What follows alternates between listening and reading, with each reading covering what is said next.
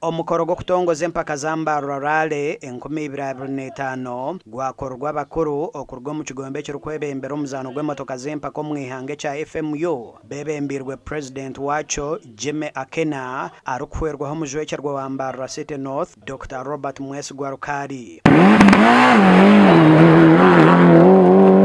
Sport safety is priority, so we always try to do things in a safe way, that we have enjoyment, but we try to keep it safe. We are dealing with high performance machines, so they are fast, they're dangerous, so we ask spectators to respect the guidance from the stewards on when you're guided where to be and where to position yourselves.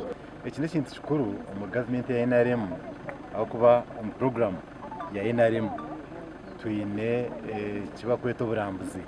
Ekyo kintu kikuru ekikureta entaasya omu Uganda, kimwe aha bintu ebikureta entaasya omu Uganda, kandi tutamu omujinya munonga kureba ngu abantu bayejumbiramu promotinga domestic tourism. Empaka zitebekanisibwe club ya MPU n'ekigenderwa cyo kujaguza amazarwa g'omuvugiranganwa Moses Rumara orukusiya emyaka nkago mwaka ogwo hamwe na nyina orukusiya emyaka 9. Ntebekanise kurungi munonga abo last year tinda qualifying kuzo NRC kavuga events ibiri zonka ne points 30 ezitakubasa qualifying kuzo mu class ndijo, so ndya retake this year. Empaka za Mbarara Rally nezo kutandika rwa katane ebirabiro nabyo kwezi oku ebirabiro na 5 nihije kubaho okuvuga kwa mucayi ahari Mwesigwa resort nabwanyuma zihendero rwa mukaga ebirabiro na mukago kwezi nuko kumwe abavuji bari kuvuga kurabiro mihanda erimo biharwo kuzasanga aha chapo kuzakigarama aho bari kwija kuvuga emirundi 2 kandi nezo buringwa bwa kilomita 290